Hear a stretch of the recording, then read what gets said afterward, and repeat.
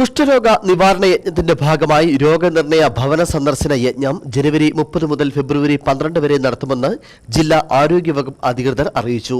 അശ്വമേധം 6.0 എന്ന പേരിൽ നടപ്പാക്കുന്ന പദ്ധതിയുടെ ജില്ലാതല ഉദ്ഘാടനം 30-ന് വാഴത്തോപ്പ് പഞ്ചായത്തിലെ വട്ടമേട് സാംസ്കാരിക നിലയത്തിൽ നടക്കുമെന്നും അധികൃതർ അറിയിച്ചു.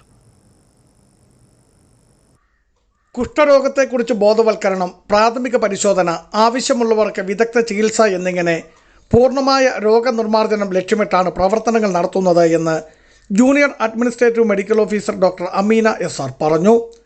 ഫെബ്രുവരി 12 വരെ നടക്കുന്ന ഭവന സന്ദർശന യജ്ഞം പൂർത്തീകരിക്കുന്നതിനായി 2084 വോളണ്ടിയർമാരെ സജ്ജരാക്കിയിട്ടുണ്ടെന്നും ഇവരുടെ നേതൃത്വത്തിൽ 1042 ടീമുകൾക്ക് പരിശീലനം നൽകിയതായും ഡോക്ടർ അമീന പറഞ്ഞു. പഞ്ചായത്ത് ലെവലിലും ബ്ലോക്ക് ലെവലിലും മൊത്തത്തിൽ സ്റ്റേറ്റ് ലെവലിലും .1 കേസ് പെർ 10,000 പോപ്പുലേഷൻ ആക്കി മാറ്റണം. അപ്പൊ അതിന് വേണ്ടിയിട്ട് ആ ഒരു ലക്ഷ്യത്തിൽ എത്താൻ വേണ്ടിയിട്ട് SDG ഗോളിൽ തന്നെ നമ്മൾ പറഞ്ഞ 2030 സീറോ ലെപ്രസിയിൽ എത്തുക എന്നുള്ളതാണ്.